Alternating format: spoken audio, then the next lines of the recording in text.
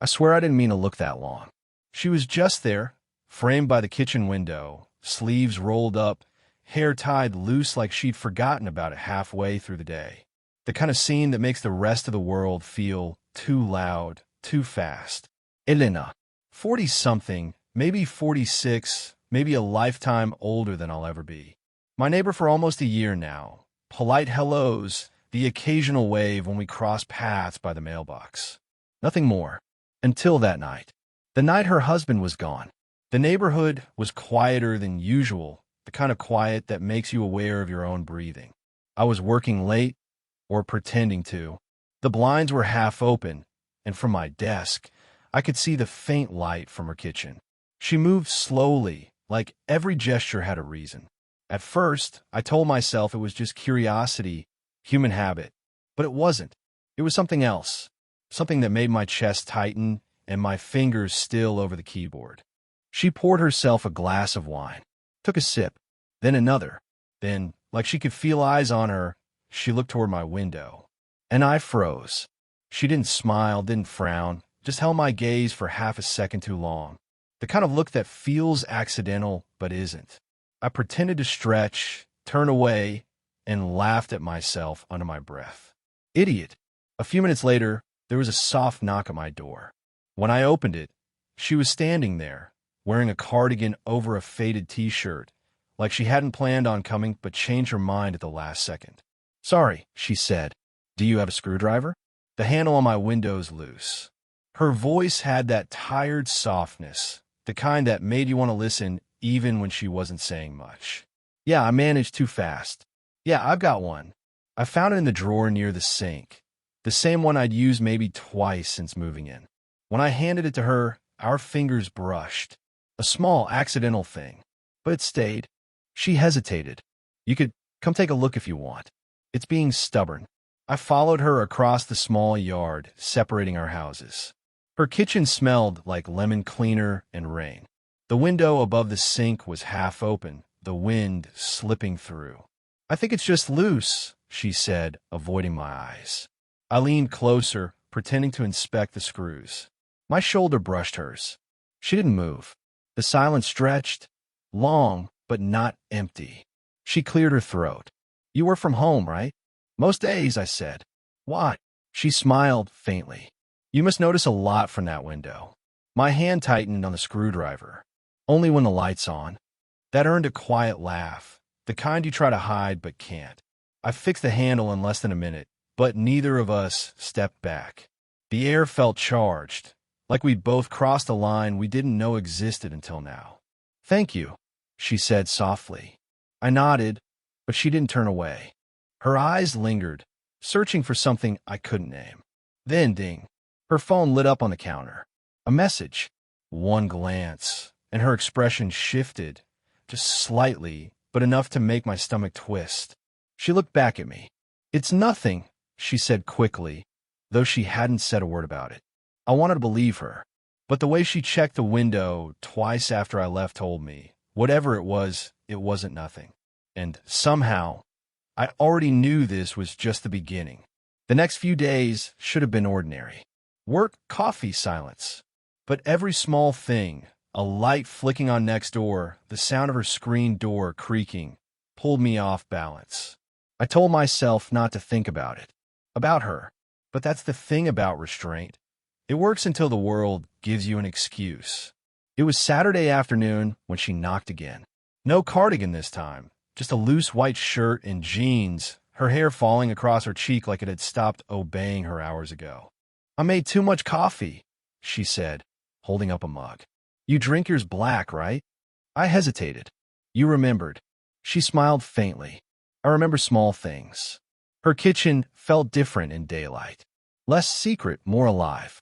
There were papers scattered on the table, drafts of something written in long, neat lines. "You write?" I asked, nodding toward them. She hesitated before answering. "Used to. Before I started teaching." Before she stopped. Before life got full. I wanted to ask what before meant, but her voice carried a weight that said not to.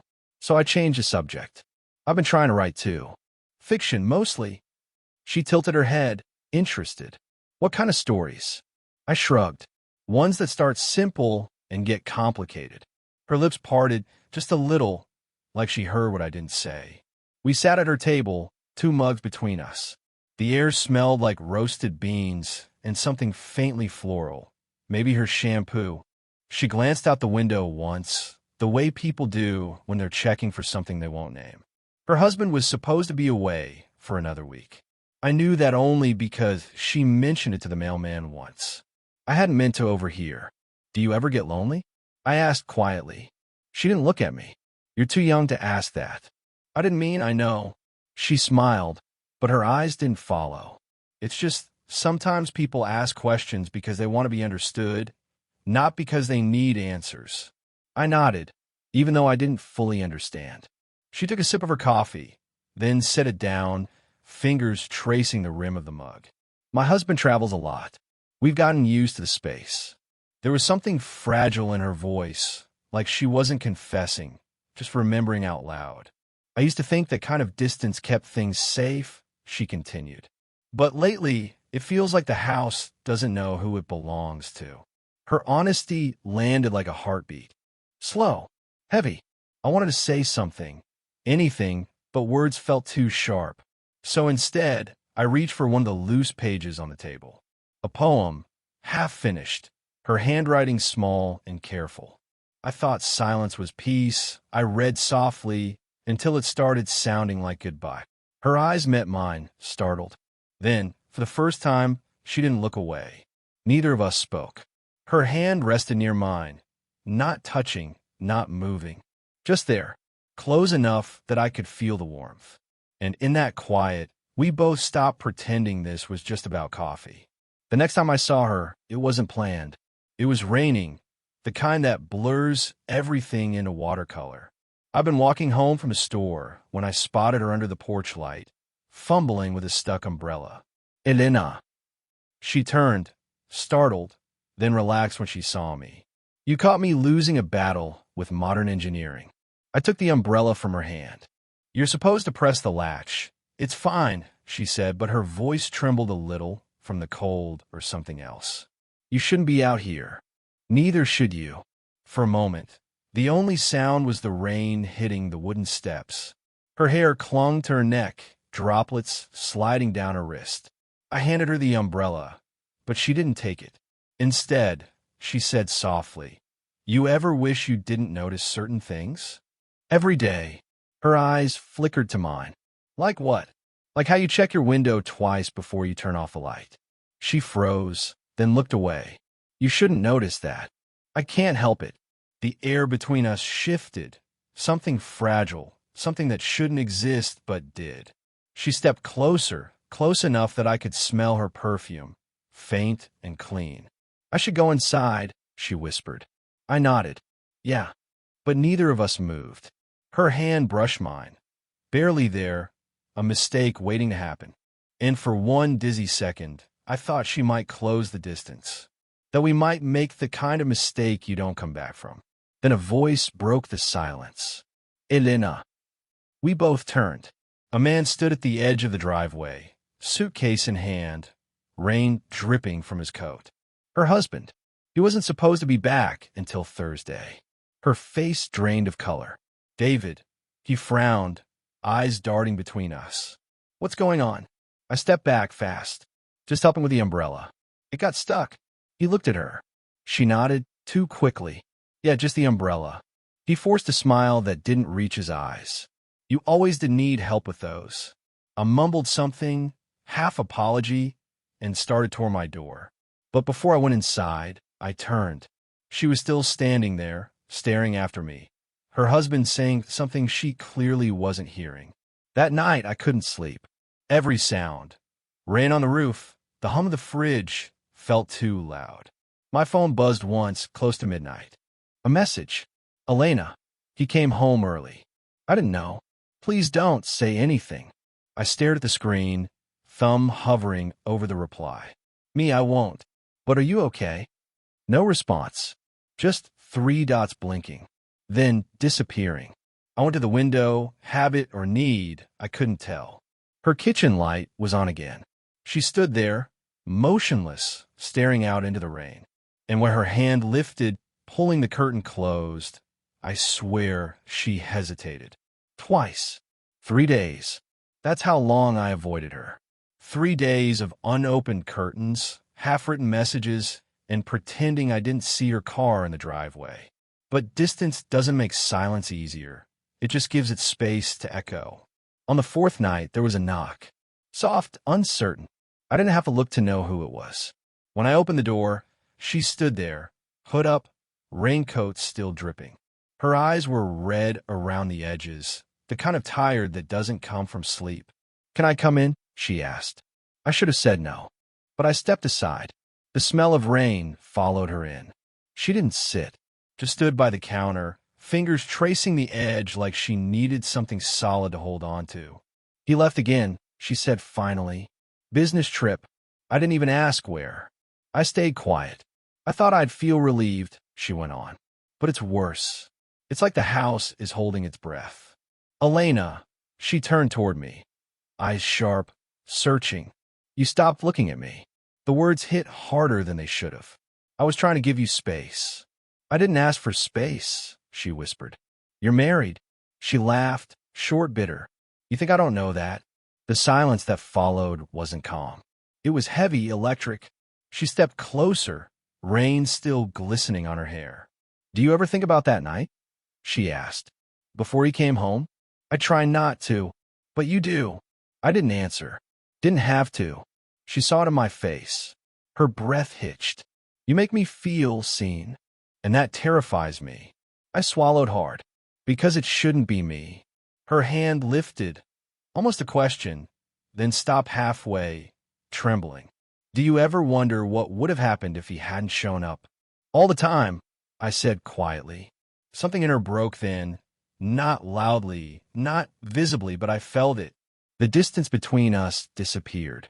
Her hand found my chest, resting there, barely any weight, just warmth and pulse. "I shouldn't be here," she whispered. "Then why are you?" Her fingers tightened slightly, the faintest tremor running through her. "Because I can't stop thinking about you, Liam." Hearing my name in her voice was like touching fire. She looked up, eyes glassy, raw, not pretending anymore. For a second, everything slowed. The sound of rain softened, the room dimmed. The space between us pulsed like it was alive. Then she leaned in, not quite close enough, but close enough that I could feel her breath. My hand lifted, instinct more than thought. I almost touched her cheek. Almost. Then, a vibration broke the moment. Her phone. A message flashed on the screen, lying on the counter. "Flight canceled. Be home tonight. D." She froze. The color drained from her face. Neither of us spoke. The rain outside grew louder, matching the sound of my heartbeat. Her hand fell away first. "I have to go," she said, voice barely steady.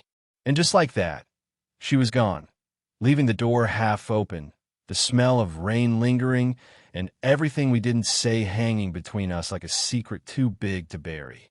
I didn't see her for a week. No lights from her kitchen window. No morning footsteps on the gravel. Just silence, the kind that settles in and makes you doubt your own memories. I tried to move on. Went to work, met friends, filled the hours with noise that didn't mean anything. But every time my phone buzzed, my chest tightened before I even looked. Then, one evening, a letter showed up in my mailbox. No stamp. Just my name, written in her handwriting. Small, careful, deliberate. Inside, a single line. "Please don't think less of me for what you're about to hear. No signature." An hour later, a car I didn't recognize pulled into her driveway. Her husband got out, but he wasn't alone. A woman followed, tall, dark hair, confident. They carried boxes inside together, laughing. Not the kind of laugh you share with a coworker. My throat went dry. I shouldn't have been watching, but I couldn't look away. Elena appeared at the door then, arms crossed, trying to stay composed. Her husband said something to her, something quick and sharp. The woman touched his arm, like she was calming him. Elena didn't move. She just stood there, still and small, until they both went inside. That night, I found her sitting on the back porch steps. No umbrella this time. Just rain soaking through her sweater like she didn't notice. "You got my note," she said, without looking at me. "I did," I said quietly. "What's going on?" She let out a shaky laugh. "That woman? She's not new. She's been in the picture for years." I just pretended not to see it. The confession hit like a cold wind. "He told me I was being paranoid," she went on. "So I stopped asking. I thought if I kept things together, maybe he'd remember how to love me again." She paused. "He didn't." I didn't know what to say. Every word felt too small for the moment. She turned to me then, eyes raw. "You want to know the worst part?" I nodded.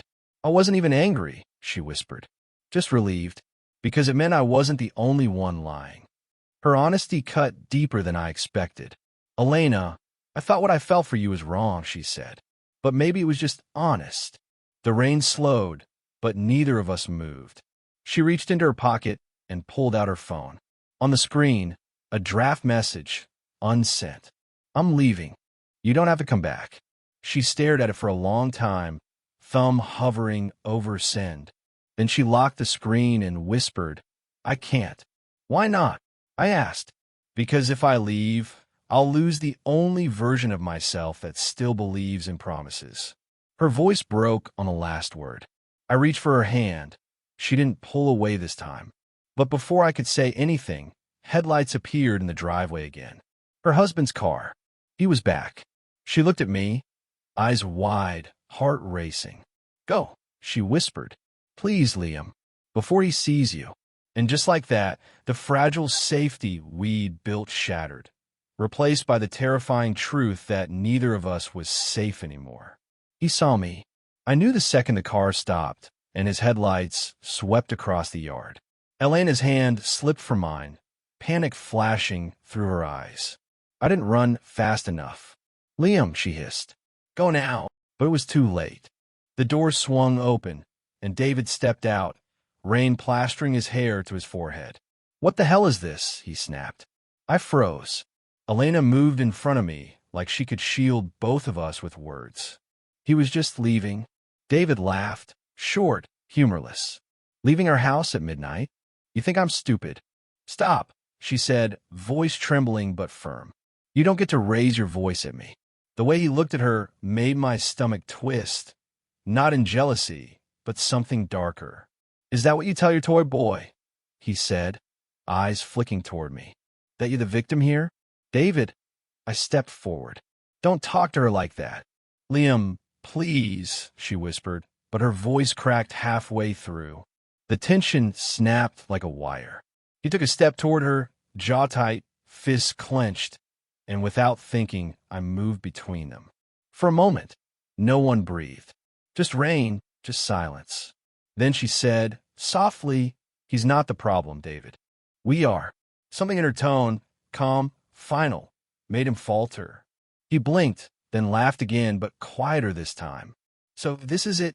You're throwing it all away for him?" Her reply came out like a confession she'd been holding for years. "I'm throwing it away because there's nothing left to keep." He stared at her for a long time. Then he shook his head, walked back to the car, and slammed the door hard enough to rattle the windows. When the sound of his engine faded, the world went still again. Elena turned toward me, rain streaking her face, her hands shaking. "I didn't mean for it to happen like this." "I know. I just wanted to feel." She stopped, biting her lip. "Alive again." The words hit something deep. "You don't have to explain," I said quietly. "Yes, I do." She took a step closer, voice breaking. "Because you deserve to know what this is. You remind me of who I used to be, before everything got small." I swallowed hard. "And what if I don't want to be a reminder?" Her eyes glistened. "Then you'll have to let me go." I wanted to tell her I couldn't, that I wouldn't. But when she reached up and brushed her fingers across my cheek, everything she couldn't say was already there: love, regret, fear, and something that felt like goodbye. She leaned in, close enough that I felt her breath, warm against the cold night air. "We never really had a chance, did we?" she whispered. I shook my head. "No, but we had a moment." Her smile trembled. "Sometimes that's enough."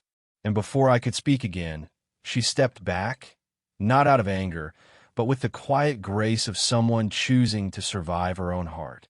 The door closed softly behind her, and though the rain kept falling, the world finally felt still, like it had heard everything it needed to.